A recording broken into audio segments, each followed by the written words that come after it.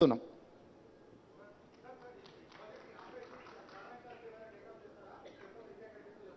రాహుల్ గారు ఈరోజు ఈ జరిగిన అవినీతి అక్రమాల మీద మీ అందరికి అవగాహన కల్పించడానికే మీరు చెప్పే విషయాలను అన్నిటిని కూడా ప్రభుత్వంలో చర్చించి మళ్ళీ తప్పకుండా వెనక్కి చెప్తాం.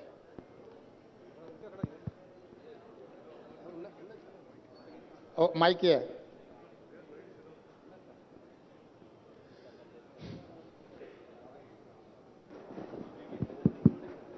మేడిగడ్డ బ్యారేజ్ అనేది 94,000 కోట్లు ఖర్చు పెట్టారు ఇప్పటిదాకా.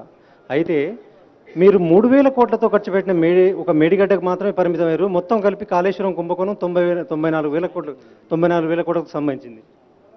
అయితే పక్కన ఉన్న Kannepalli pump house Annaram pump హౌజులు పోయిన సంవత్సరం మునిగిపోయినాయి 2022లో. అయితే అవి మొత్తం కలిపి దాదాపు 15,000 కోట్లు. కేవలం 3,000 కోట్ల దాని మీద కాన్సన్ట్రేషన్ చేశారు. 15,000 కోట్లు మీ పక్కనే ఉన్నాయి. దాని మీద ఎందుకు దృష్టి సారిస్తలేరు?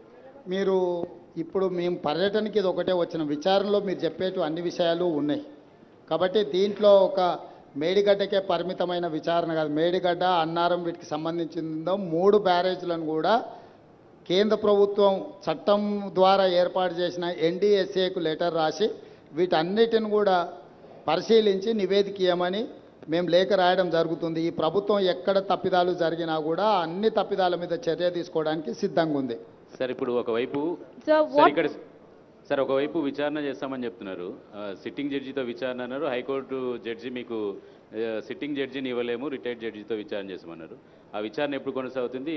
ఉత్తమ్ గారి ఇంతకుముందు ఒక క్రిమినల్ ప్రాసిక్యూషన్ కూడా చేస్తామన్నారు. రెండో విషయం భాషకు సంబంధించినటువంటి విషయం. మీరు మొన్న మాట్లాడినటువంటి దానికి బీఆర్ఎస్ వాళ్ళంతా అభ్యంతరం చెప్పారు. ఇవాళ కేసీఆర్ కూడా సన్నాసులు దద్దమ్మలు అనే భాషను ఎత్తుకున్నారు. దాన్ని ఎట్లా చూస్తారు? ఇప్పుడు భాష మీద మనం ఎంత తక్కువ మాట్లాడుకుంటే అంత మంచిది. ఎందుకంటే చంద్రశేఖరరావు గారి వ్యవహారం మీకు అందరికీ తెలుసు. ఇప్పుడు ఆయన సందర్భాన్ని తప్పుదోవ పట్టించడానికి ఏదో ప్రయత్నాలు చేస్తుండు. మేము అటు ఇటు దారి తప్పదలుచుకోలేదు. కాళేశ్వరంలో జరిగిన అవినీతిని నిగ్గుదేల్చడానికి ప్రభుత్వం కట్టుబడి ఉన్నది. దాని మీద మాత్రమే ఫోకస్ పెడతాం. డెఫినెట్గా శాసనసభ సమావేశాలలో చర్చ జరిగిన తర్వాత ముగిసిన ఎంబడే మిగతా కార్యాచరణ చేపడుతుంది ప్రభుత్వం.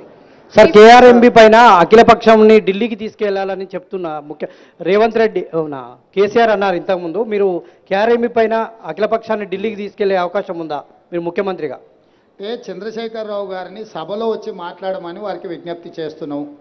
మాజీ ముఖ్యమంత్రిగా, చాలా కేంద్ర మంత్రిగా, రాష్ట్ర మంత్రిగా వివిధ హోదాలలో పనిచేసిన అనుభవాన్ని అంత ఉపయోగించి శాసనసభలోకి వచ్చి వారు ఏమేమి సూచనలు చేస్తారో చేయమని వారి సూచనల్ని ప్రతిపక్షాల అందరితో చర్చించిన తర్వాత ప్రభుత్వం నిర్ణయం తీసుకుంటుంది. Sir, has any action been initiated against L&T? Yeah.